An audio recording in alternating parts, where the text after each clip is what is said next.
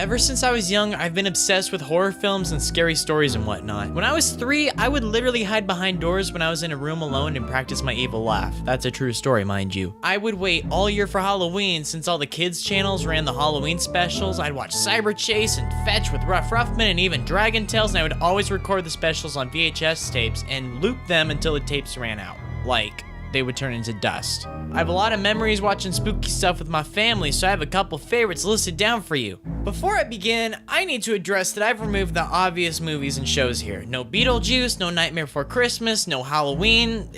You already know this is good. Like, I'm making this list for you to discover stuff instead of like reaffirming your opinions, okay? So like, a lot of these you probably haven't heard of. If you have heard of a few, good for you. Also, it's worth noting that items 10 through 2 are kind of just thrown together. It's not like number 8 is inherently worse than number 4. It is not a ranked list, except for number 1. So we're gonna climb through these together. This is all building up to number 1. Number 1 is better than all of them, okay? Also, some mild spoilers will be explored through some of these, so if you find a movie or show that looks kind of interesting, just skip the segment. All the timestamps are in the description, so you don't have to just stop watching completely. So slip on your ghost onesie and mix the candy corn with the popcorn, which is really good, by the way, because we're about to start digging in right now with number 10.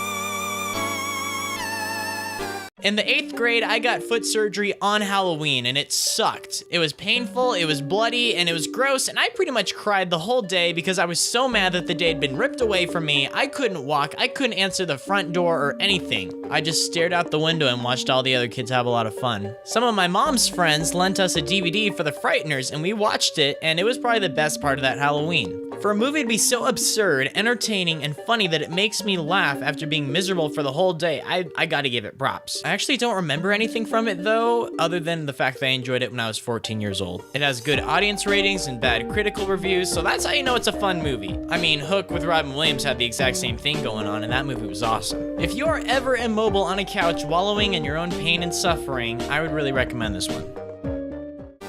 Number 9!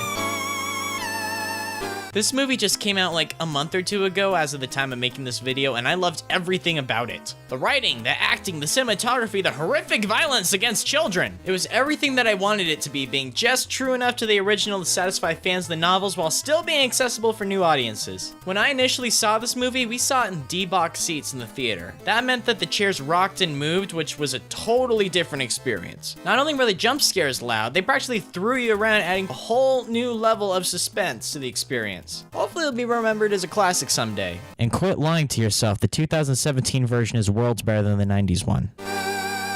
Number 8! Here's a word you don't hear very often, aesthetic. You probably hear that every day if you're an emo kid. This episode looks like Halloween. The sky and the horizon, they're dark, they're pumpkins, they're ghosts, this looks so good. SpongeBob is getting spooked nonstop by his friends, from Squidward to Krabs pranking him to Miss Puff spooking him to even Patrick freaking him out by accident. He and Patrick come up with some pretty elaborate prank to pull on the Krusty Krab and scare everyone half to death, until Patrick loses control of SpongeBob and exposes his identity. Everybody starts laughing until the real Flying Dutchman appears and expresses how disgusted he is that everyone is exploiting his likeness for cheap Halloween gags and smearing his reputation among other sea creatures. This is oddly relevant right now, whoa. As punishment, the Dutchman threatens to take everyone's souls and then he takes away SpongeBob's costume and then he panics at the sight of SpongeBob's brain. See, he had this weird idea to cut off the sides of his head to make his head more round since, ghost heads are round, and that kind of freaks everyone out in the room. So why should you watch this despite the fact that I just told you the entire episode? Simple. The artwork is outstanding. I love how much this looks and I love how it plays out. It's simple, it's fun, it's ironic, and it's spooky, and it's everything that I want from a Halloween special. It's radical.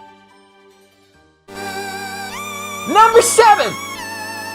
This movie is so awesome! How come nobody talks about it anymore? My dad took me to see this when I was 7 years old in the theaters and it scared me half to death. It was so much more loud and dark and scary than I was anticipating, and I loved every single second of it. This movie is so much better than it has any right to be. Not only is it smart, witty, scary, but it also has a lot more heart and soul than a lot of animated movies, period. It's mature and it takes its subject matter oddly seriously. I mean, an evil house that eats people. Since they take it seriously, you start to take it seriously too. They put the house of asleep with a masked vacuum cleaner full of sleep medicine. This is a real and crucial plot point in the actual film. And if you were to concentrate everything that makes Halloween awesome, it would probably look a lot like this movie. There's adventures, there's scares, there's friends, and crawling around the neighborhood late at night. I love that. I love this film. Please rent it.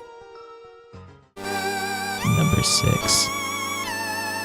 What? Why is Diary of a Wimpy Kid on this list? It's not scary one bit. Yeah, no duh. It's just about a suburban kid trying to navigate the 6th grade, and it's wonderful. One of my favorite family movies by a long shot. This movie's on the list because the Halloween segment in it is incredible. I adore it. Frank hides on the roof and throws a garbage can full of water on the trick-or-treaters. Rowley's mom made him a costume. Roderick scares Greg with an urban legend about Devil Worshipper Woods. Oh, it's so funny. It is suburban goodness, which is going to be a recurring theme in this list, by the way, because I love those vibes, because that's what I grew up with. All of my Halloween memories are about exploring neighborhoods and pranks and shenanigans and stories about the local culture. This segment of the movie captures it perfectly. I love it. I love this movie. I love this book. Do yourself a favor and check it out.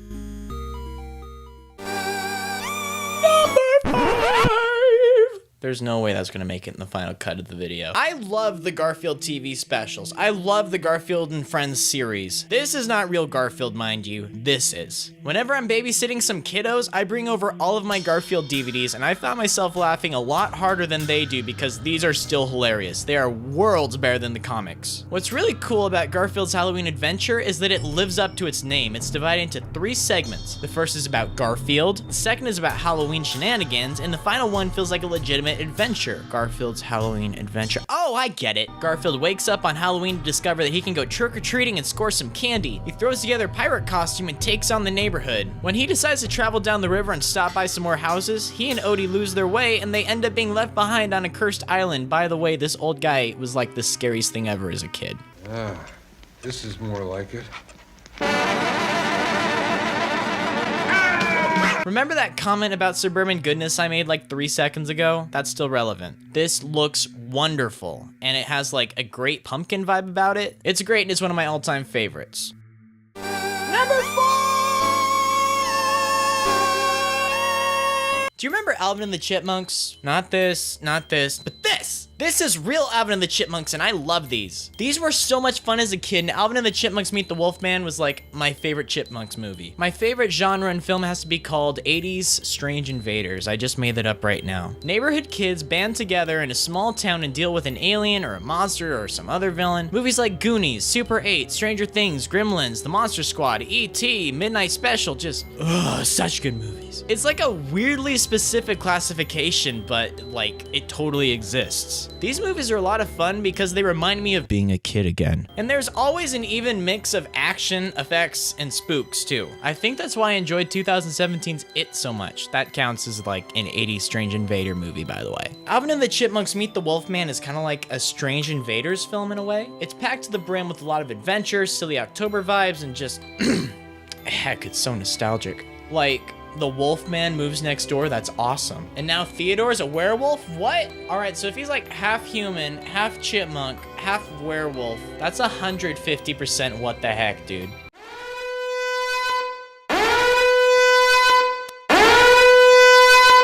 Number 3. I can't sing. Alright, we're not clowning around with any more kid stuff. These movies are so over the top and ridiculous that it's a marvel. This is my boomstick. You can find this in the sporting goods department. See, the first Evil Dead movie was an honest attempt at horror, and it came off being like really campy. Upon realizing how successful yet cheesy their movie was, the filmmakers just ran with the whole thing in Evil Dead 2. It is the best example of mixing horror and comedy. Let me just reiterate, the canon storyline drags the main character from a haunted cabin in the woods to an interdimensional medieval kingdom, and then to a supermarket to fight demons. I'll swallow your soul! Come get some.